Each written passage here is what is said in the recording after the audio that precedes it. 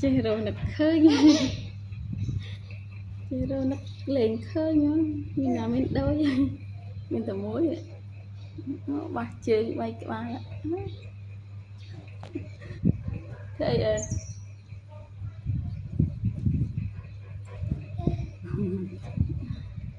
ngon ngon nha vậy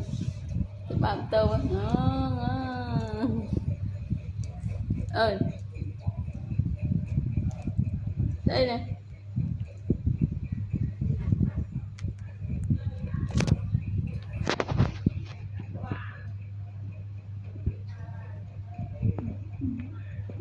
bắt chữ nha ô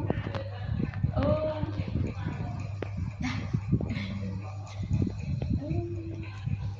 dạ đi thế là tin này dạ dạ dạ ngon ngon tí tí tí baik banget tí tí tí